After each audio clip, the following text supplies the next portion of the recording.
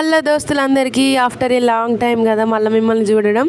ఈరోజు అయితే మ్యాంగో తొక్క అయితే పెడుతున్నాం అనమాట మా ఇంట్లో. సో దానికైతే ఒక్కలు కొట్టడానికి అయితే మా ఇంటి దగ్గర ఉన్న పెద్ద నాన్న అయితే వచ్చిండు.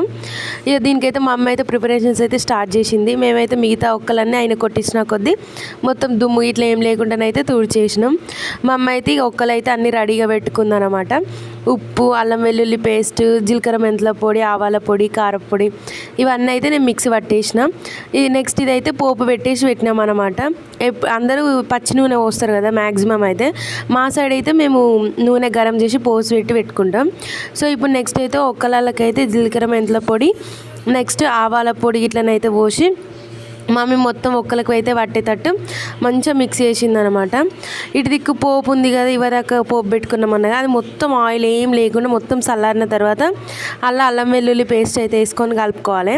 అందులోనే కారపొడి కూడా వేసి కలిపేస్తుంది మమ్మీ. ఇవి కలిపిన తర్వాత వీటిని మంచిగా మిక్స్ చేసుకోవాలి. ఆయిల్లో మొత్తం ఈ కారపొడి, అల్లం వెల్లుల్లి పేస్ట్ మిక్స్ అయ్యేటట్టు మొత్తం కలిపేసేయాలి. ఏం కూడా లేకుండా ఇట్లా గడ్డలు ఇట్లా ఏం కట్టకుండా నీట్గా కలిపేసేయాలన్నమాట ఈ కారపొడిని ఇందులో. ఈ వీడియోలో అయితే చాలా రోజులు అయ్యాయి కదా రాక. ఈ మధ్యన అయితే కొంచెం ఎగ్జామ్స్ ఉండడం వల్ల నేనైతే తీయలేకపోయినా. ఇక్కడ నుంచి అయితే రెగ్యులర్గా తీయడానికి అయితే ట్రై చేస్తాను. నెక్స్ట్ ఈ ఒక్కలలోనైతే సాల్ట్ అయితే వేసేసుకోవాలి. అంటే ఒక్కకు మంచిగా ఉప్పు పట్టాలి. ఉప్పు ఏం తక్కువ ఉన్నా అస్సలు బాగుండదు కదా, ఎక్కువ ఉన్న బాగుండదు, తక్కువ ఉన్న బాగుండదు. సో కరెక్ట్ కొలతలతో వేసుకోవాలన్నమాట. నెక్స్ట్ ఈ పోపు అయితే ఇందులో మొత్తం కలిపేసింది మమ్మీ. ఇప్పుడైతే ఆయిల్ అంతగానం అయితే ఏం ఏర్పడదు, కానీ రేపటి వరకు అయితే ఒక 3 డేస్కి మళ్ళీ తీసి మళ్ళీ మిక్స్ చేస్తాం. అప్పటికైతే ఆయిల్ మొత్తం పైకి వచ్చేస్తుంది, ఫుల్ అవుతుంది ఆయిల్.